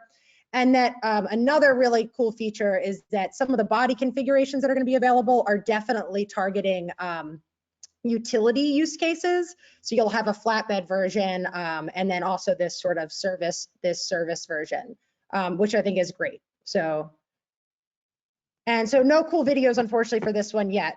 Next time, hopefully there'll be something fun. But and so I think, as the poll suggested, this is likely the one that many of you are the most excited to see about. Expected in mid-2022. This truck does not have a name yet. We've heard maybe Everglades or Lightning. But I guess that's TBD as well. There is going to be a two-door version as well as a four-door version, which is great, and I think in line with what Ford likes to offer anyway, as many variants as possible. 4 variants we know are coming out, and what I think was a little shocked to see, and we're not sure this is the exact price, but it does come in at the highest base price out of all of these vehicles. That could easily change and quickly, and that may not even be the most accurate one. Like I said, they've been pretty tight-lipped. Next slide. So 250 to 400 miles, depending on which of those trims you get. We know it's going to be fast, and while they haven't released many specs as of yet, I am sure that many of you have seen the video of the prototype electric pulling a train car with a million pounds of train car and standard conventional F-150s. So I think it's certainly going to be the most powerful of the trucks that they're coming out with, but we'll know the exact specs soon. So some of the fun things, like I said, they're also going to have a frunk, but it will actually, the whole front gate will swing out rather than dropping down. So again, more flexibility. They'll have a range extender available that is sort of disguised as a toolbox in the back, which can be helpful for some use cases. They are using Rivian's skateboard platform. And again, coming in multiple configurations. And I think that's where you'll really see some of that lower price variance and make it a little bit more competitive. And with that, I think we'll go to our last video.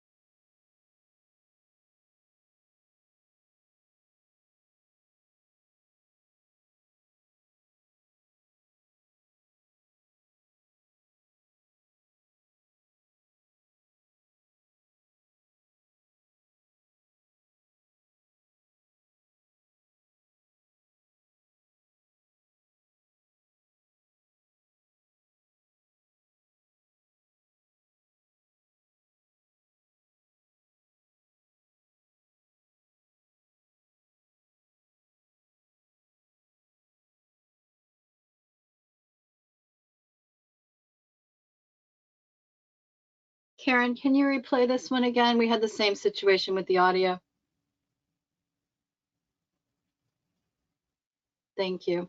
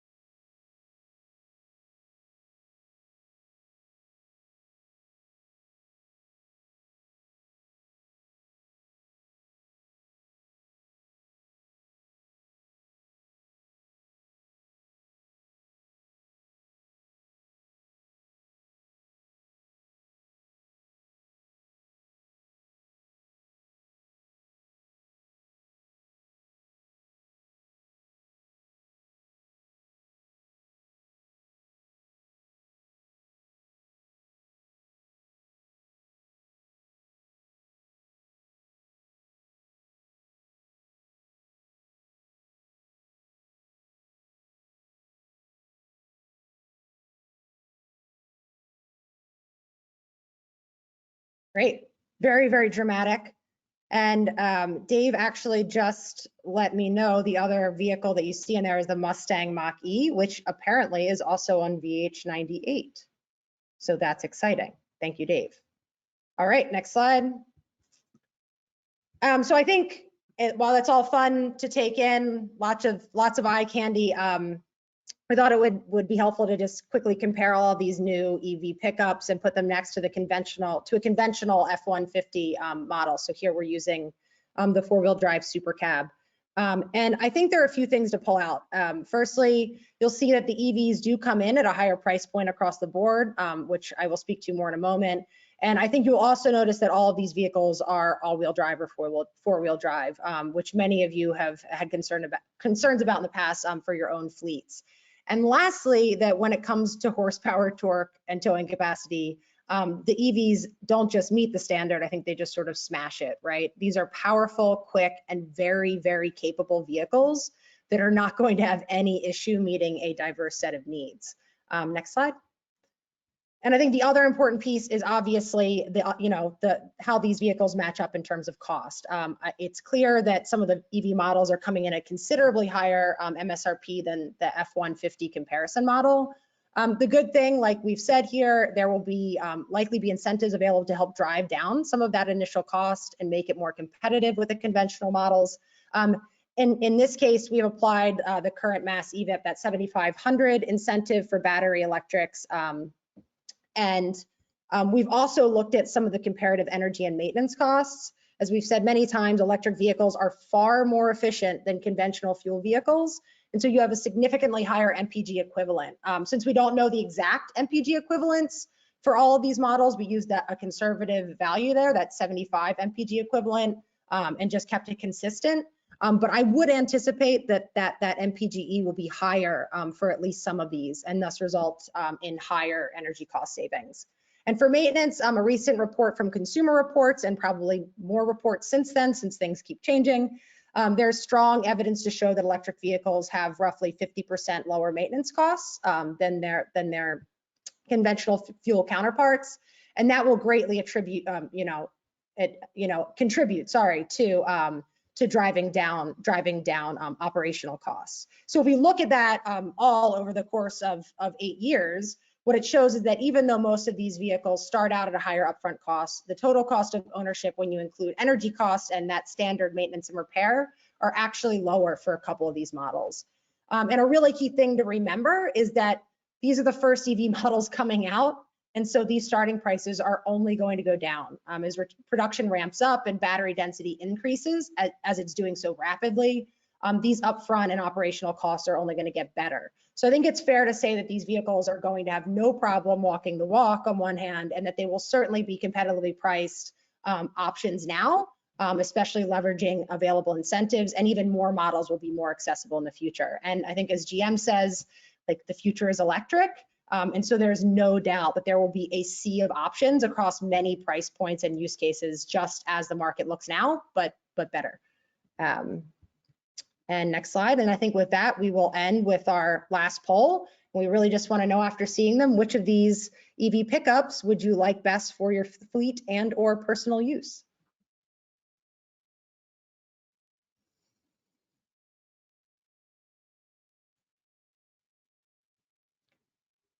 I know that I'm personally favoring the Lordstown Endurance, but that might just be because I know the most about it.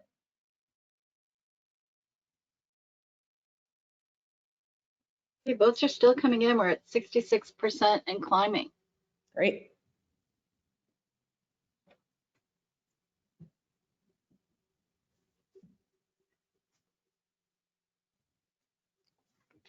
Okay, we are at 74% and it seems to have slowed down. So I'm going to close this and share the results. All right. So again, not surprised to see that the majority of you are itching for the F-150. Hoping maybe, it looks like maybe I wooed some of you away from it and towards the other ones. But I think in any case, I think everybody can probably see there's some pretty exciting models that we're going to be able to, hopefully we can never get back into real life versions of ourselves, get into and test drive a little bit to see how they feel. So that is it from us. And I think we're moving on to the Q&A section. So we'll pass it back to Karen. All right, thanks, Chelsea, and thanks everybody for your presentations. We are moving into the Q&A portion, and we do have several questions in the chat, in the questions box. If you do have a question for the panelists, please enter them there, and we'll get to as many as we can. So the first one, I think our first few relate to telematics. So the first question is, what type of equipment is covered under telematics? John, you want to take this one? Sure. I'm not sure who submitted that question. I don't know if whoever submitted it could elaborate a little bit more in terms of what type of equipment is covered. I can tell you what the technicians are going to bring is they're going to bring a device. They're certain, depending on the year, make, and model and trim and VIN of the vehicle. There's going to be different cables and things that they connect and tap into. If we're connecting lights or a plow, then they can run wires to those lights, plows, and sort of tap in and get an electrical current. And that will tell us if the lights are on or off, or if the plow is up or down. I'm not sure if that answers your question or if anyone else wants to elaborate further, but just let me know in the chat. Okay, next question is, are municipalities able to utilize the light duty vehicle leasing program? That's all you, Karen. So we have received this question in the past and we did research it. Unfortunately, the way the program is set up, we need to have the chargebacks go through the MARS system, which is state specific, state agency specific rather than municipality eligible. If for some reason there's a municipality out there that does use MARS, then reach out to us and we can talk, and I'll check with our A&F counterparts to see if they're willing to extend the program to municipalities. OVM is willing to branch out where we're needed, but we do have to go within the regulations of the chargeback system. Thank you, Karen. So the next question is about telematics again. And John, you may want to stick around for a few minutes. So when will organizations be invoiced for telematics? Do charges begin when the vehicles show up in the portal? Yeah, so charges are going to be billed back to your agency at the conclusion of the fiscal year. Charges do start for the monthly subscription fee as soon as the vehicles are installed. So as soon as they activate, it's a little bit, it depends on when so let me just back up a little bit here. So we negotiate different billing start dates. So for example, we just purchased some devices and the billing start date is June 1st of 2021. So likely if you're getting a device installed this week or in the coming months, the billing start date is not going to be until June 1st of 2021. So we, rather than tracking 3,000 individual start dates, we basically just negotiated a few months of time, and all of those devices subscriptions are going to start on June 1st. So at the conclusion of the fiscal year, which is June 30th, your agency will receive an invoice for the amount of devices and the duration those devices were active for. And the same thing for next year. At the conclusion of next year, you will get a bill for all 12 months of service should all of your vehicles be installed by then. I'll also add that OSD is purchasing the device, so that fee is not allocated to the agencies. And we also have volume thresholds for the monthly service fee. So once we get to 2,500 vehicles, the monthly service fee will drop to $15.95. All right, thank you. So will telematics devices go on trailers? If so, where? Our boat trailers are routinely submerged in salt water. Yep, they will go on trailers. I'm not exactly sure where the technicians adhere them to, but they are. So the devices that go on trailers are really specialized devices, and if they submerge in water, then they have a special type of unit for that. But it's really, the devices that go on trailers obviously aren't capturing any diagnostic information, so they almost look like a little hockey puck, and really when you adhere them to the trailer, it's really just reporting basic information, and it checks in less frequently than a regular device that you would attach to a vehicle would. So the trailer is really just where is the trailer and how often is it being used, has it moved at all, those types of things. But if there are specific concerns about a boat trailer and the trailer itself submerging, definitely let me know and we can make sure to address that with the vendor up front. And the comment to that from the same person who asked is mileage will differ markedly when towing a large trailer. Yep. I mean, yeah. I mean, whatever the data comes in as is what we'll look at. Okay. And what is telematics? What's the expected implementation timeline for those devices? The expected implementation timeline is between now and June 30th. Our goal is to have all 3,000 remaining devices installed by June 30th, 2021. Okay, and Karen, question for you. When will the Ovm Lease Program begin? So the Ovm Lease Program is open now. We get funding each year to help agencies replace vehicles. So anyone who's interested, reach out to me. Okay. John, back to telematics. Is the rollout targeted for all staff from the start, or is it targeted only to managers? At this point, it's targeted to all staff. So, like I said, we have 5 of 6 memorandums of understanding signed with unions. So at this point, I would say the overwhelming majority of the executive branch fleet is now eligible to install telematics. So when I contact the fleet manager, we are going to provide you with a list of all the vehicles that we have eligible for your agency, and we are expecting to install those devices immediately. Okay. Next series of questions are related to a couple of, these are electric vehicle questions. Then we're going to come back to telematics again. So question is for Chelsea, I think. How much do the EV trucks weigh? Mass is a factor when trying to stop a trailer. Yeah, so that's one thing. We wanted to include specs for that. And we've had some conversations internally at DOER. And so it's a little unclear, which is why I didn't include it. We do think that they are going to weigh more than their sort of standard counterparts, at least to begin with. And so from the rough numbers I've seen, I think for like the Rivien, it was saying, 7,500 to 8,500. In some cases, what I've seen, I mean, mostly this is for the Tesla Cybertruck, because it's like, saying it's going to like have 20,000 pound towing capacity. It said it would be over 10,000 pounds.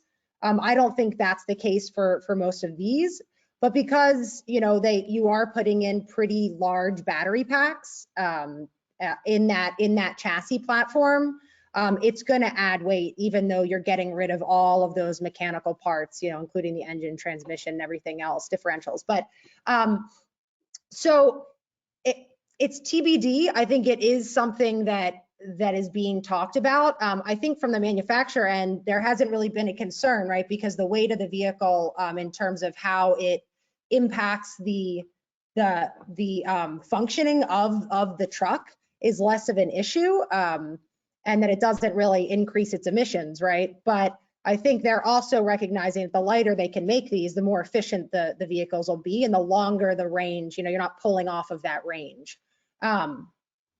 So yeah, that is something, I'm hoping that that's something we'll find out more when these trucks, actually hit the market and we get a sense of what it looks like, because we have many questions about that even from our end and what it means for certain standards and classifications. Okay, next question. Will we be required to get one of these electric vehicles? I mean, I'd love to say yes, but so I don't know how to speak to that directly. I think that there is a lot of push at the broader statewide level and even within state government to move in this direction. Whether that is going to come out as an actual regulation, I do not know. I will tell you that other states, especially states like California, are driving, you know, how states like we in Massachusetts and other sort of progressively minded states are thinking.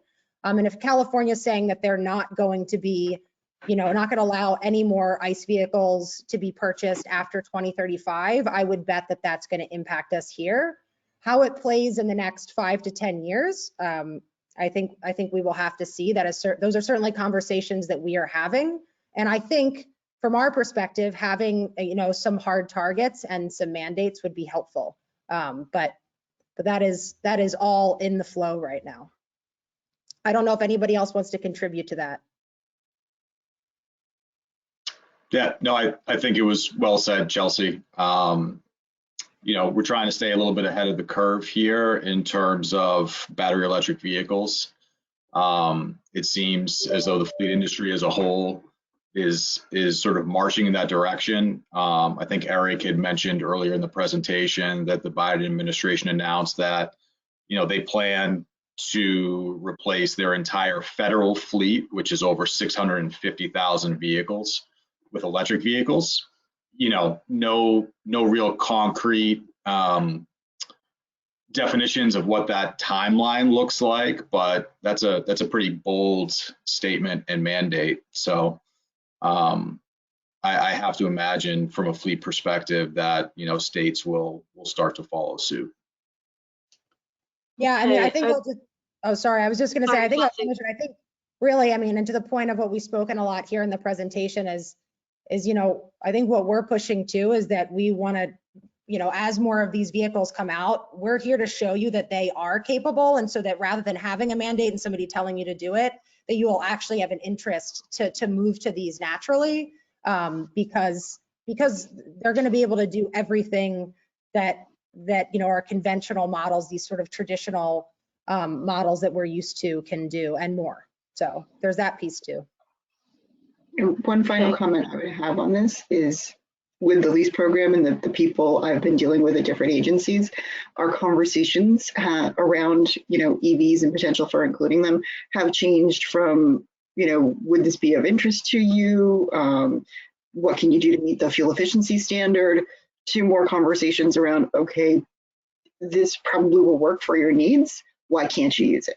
So we're going to be kind of shifting conversation as to why will you not take it rather than just asking if you will.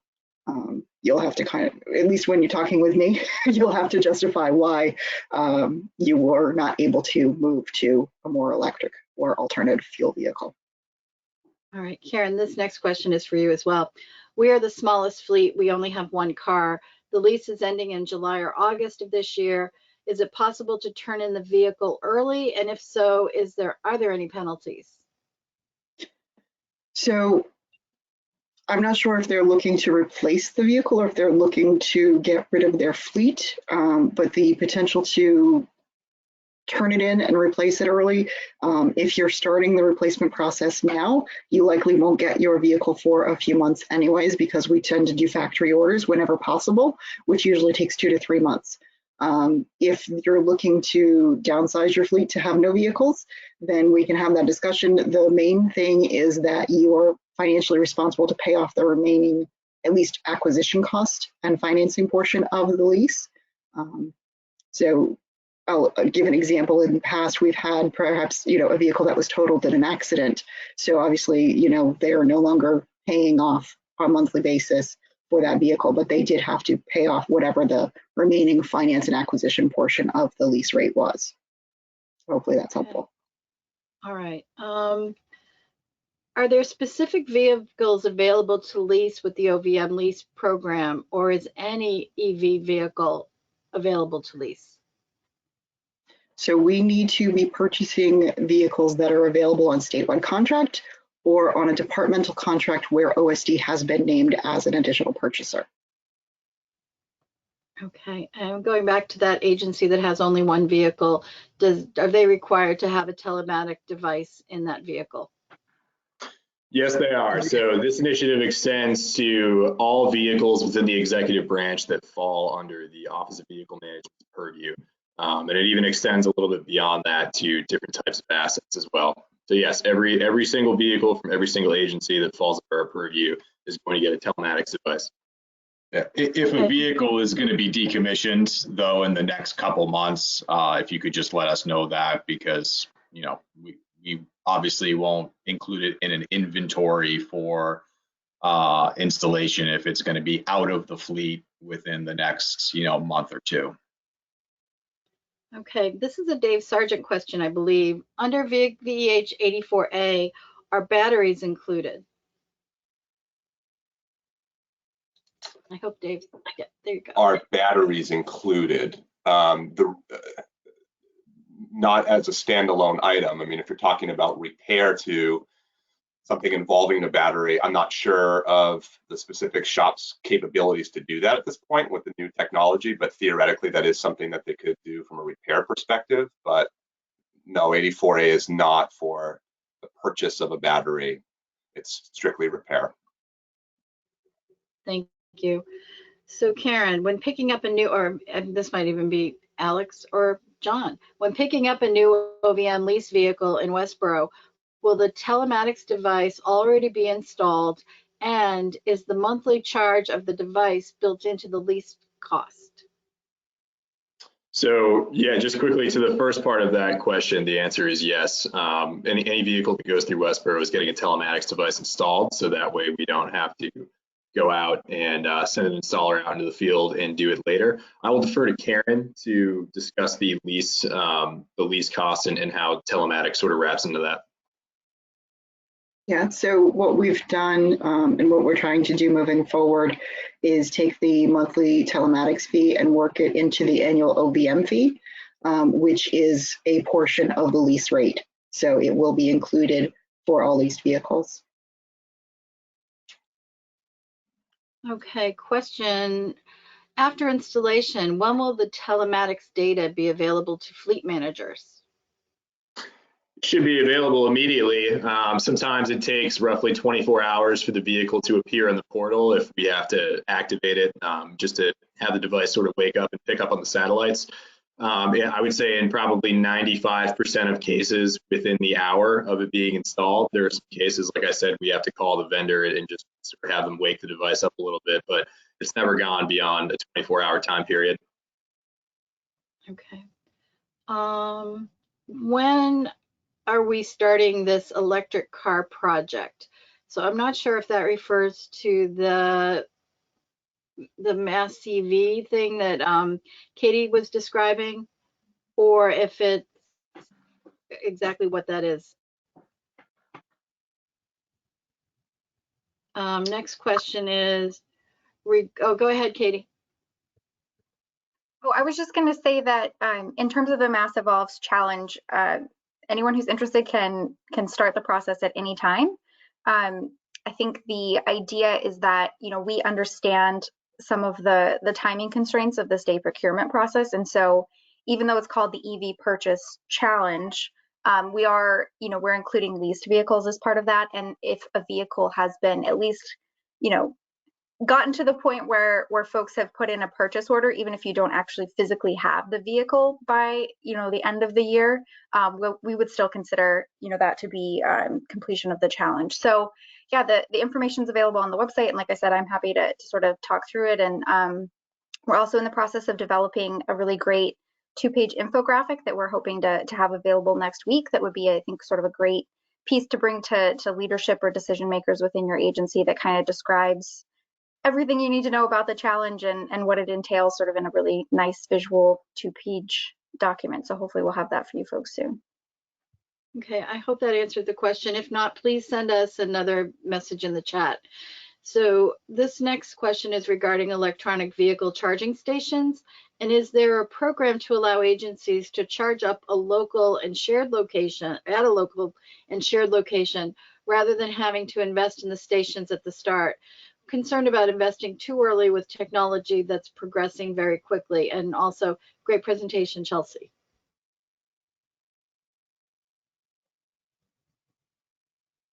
And can you repeat the question? Yeah, would you just repeat it quickly? I'm sorry, my sound went in and out. Yeah, no problem. So they're wondering, is there a program that would allow agencies to charge their vehicles at a shared location locally rather than having to invest in the stations at the start? They're just worried that if you buy it now, the technology is changing so quickly. So that was the concern.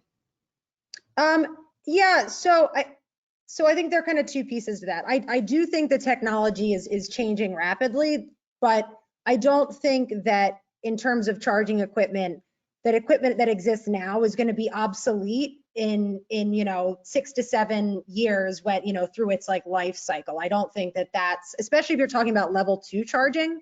I do understand with DC fast charging because it's a much larger upfront investment. And while you're gaining like the speed of the charging, it could be that, in a few years we have much faster charging just generally.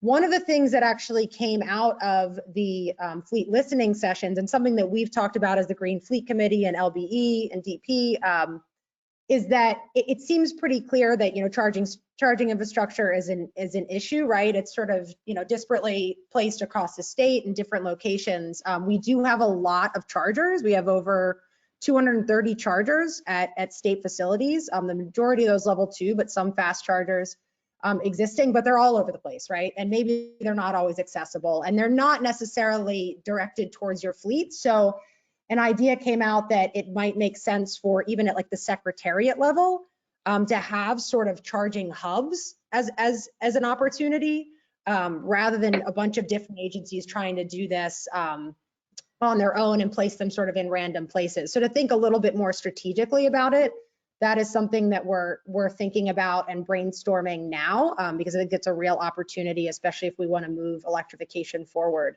So I don't know if that, anybody else has something to add to that from the Green Fleet or LBE team or DEP, but yeah. I could just add that if there are concerns about the technology of the charging stations, I recently watched a good video about kind of the technical workings of those charging stations and how simple they are, and how most of the technology is in the vehicle itself. So I would just let people know for level 2, is mostly what I'm talking about, level 2 and level 1. They actually said that the charging stations are fancy light switches. So I don't think you have to worry about those becoming obsolete, and they actually aren't all that expensive these days. I mean, you can literally get one for about $300. Okay. Yeah, I think it's a great question. Yeah. Okay, next question is, do you have any updates on electric vans and or minivans? Yes. So yeah, we had to be picky here. We know that a lot of you, we've talked a lot about pickups with you, so we thought this would be fun to throw out some of that specifically. There are electric minivans coming out, not as many, I think, because what you really see for the most part is sort of the crossover and SUV type of vehicle coming out in place of that. But there are some coming out for sure. And then for vans, I think this is another segment that's just going to be sort of coming up behind the pickup trucks. So things like, the T150 are certainly, I think that's the first to come out, and I think it's coming out in early 2022. Some companies are already doing full electrification outfits of those, but for coming off of the actual manufacturing line. So, and that is one of many vans coming. And I think that they're going to be similar, right? You're going to have that sort of modular chassis that's built out. I know GM is planning at least one van, although most of their electric vehicles are not coming out for a while. But I think it's going to be sort of having the same type of, body framework as you see in many that exist now, and just using that platform chassis. I know Rivian's, I think Rivian might be doing the T150 chassis. So yes, they're coming, and I think we will certainly focus on some of those at an upcoming outreach meeting when we have, some more specs for sure. Thank you, Chelsea. And John, how long will it take for the telematics device to be installed? And do folks need to wait for it while it's being installed? Well, to respond to the duration, so with every vehicle that we send over to you, we're going to send over a list of all the vehicles that you have that are going to get telematics, and adjacent to each vehicle is going to be the estimated duration. So the range is really anywhere between 30 and 90 minutes. I would say for 90% of the fleet, it's more like 30 to 60. There are vehicles, if we're connecting plows or different things like that, that can extend beyond an hour, but those are more on the rare side. So I would say, on average, I would say you're looking at about 45 minutes per vehicle. I think, the second part of your question really depends. We try to empower the fleet managers to create their own schedule. Everybody has a lot of stuff going on right now. We're in the middle of a pandemic. We're in the middle of the winter months. So I understand that it's difficult to get a lot of vehicles in one spot at one time. If you choose to have the vehicle scheduled, and if your vehicles are going to be out driving around, and you can't have them dormant in a parking lot for the technicians to progress through, and you choose to adopt the schedule method, which is assign one vehicle to each hour slot that's available, and then that vehicle, let's say, next Friday, February 5th at 2 p.m., a vehicle is supposed to show up. The vehicle is obviously responsible for showing up at that time. A technician will be at the location that you select, and yes, they will be, they'll essentially just have to wait there for about 45 minutes. So that's why we asked, if it's possible to get an indoor waiting area and a restroom, just so folks, while the technician is spending 30, 45 minutes installing a device in their vehicle, they can have some place to get in out of the cold or the rain. Okay. Question, will there be charging stations available at 1 Ashburton Place? I think there already are charging stations, at least in the parking area. That's a good question. I think we're all sort of curious what the future of work is going to look like at 1 Ashburton. So I don't know if that building is slated for outdoor charging stations. But, I'm not sure, DOER folks, if there's any sort of, is there a roadmap of like the specific state locations that might be on the docket for charging station installation? I can at least speak quickly to that in terms of what might be coming at different sites. I don't think we have any additional expected chargers going into Ashburton. Those chargers that are there now did go in fairly recently, but I might stand corrected here from our DCAM colleagues who may know, but there are a lot of new chargers, like in addition to those 230 something that exist now. There are probably another 50 to 60 that we know of that are in process or planning, and those are sort of all over the state. And I will say that MassDOT is spearheading a lot of those, especially with the fast charging. And I think really with a mind to trying to, creating some connectivity. Okay. The recording of this webinar will be available. That was one of the questions, and it will be sent out with the follow-up message that says thank you for attending, and you should get that either this afternoon or on Monday. Now, Elham, and I apologize if I'm not pronouncing your name correctly, Elhame Kajatazi, excuse me, and I apologize. You had a number of questions about your vehicle, and you were the one who asked a question about the battery dying, and I don't know if it makes sense for you to talk to Karen and or Alex and or Dave offline about your vehicle and the battery that's dying, and also the process of starting a new lease. So I think for sure. I think we can take those questions offline for sure. Feel free to reach out to us at any point. Okay, and another question is, can telematics be installed on a Saturday? That's a great question. The answer is absolutely. The technicians are available 6 days a week, and we basically get to dictate their one day off. weekends specifically are desired, because I think the majority of the executive branch fleet operates on a Monday through Friday. So the availability going forward is already somewhat limited, just because a lot of people are requesting, I want to get the vehicles in my fleet done. So if anybody has availability on a Saturday, absolutely, we can definitely utilize that time to install the devices in your vehicles if they're available. Okay, I know we're past our time, but I want to give the opportunity for some final few questions. And I'll also want to remind folks that in the handouts panel, if you toggle down, you'll see there are 3 handouts there today. One are the slides from, or 2 of them are actually the slides from today's webinar. And the third is the recent issue of By the Way, OSD's magazine that has a story about telematics on page 19, I believe. So to access those documents, it's simply just click on it and drag it to a spot where you'd like to save it. Make sure you save it, because if you don't, they go away after this webinar. So I'm not seeing any additional questions. I do thank everyone for your attention over these past 2 hours, and I'll turn it over to Alex for some final words. Yeah, thank you so much, Daniil. And I just wanted to thank everybody for attending today, and thank obviously our colleagues that presented as well. I think it was a very informative session. I hope folks that attended got a lot out of it. Can we just announce one more time where this information for the presentation can be found? Will it be emailed out, or? Sure. You will receive an email from GoToWebinar that says thank you for attending. It might come from either GoToWebinar or OSD Outreach. I'm not 100% certain on that, but it will provide the link to the recording.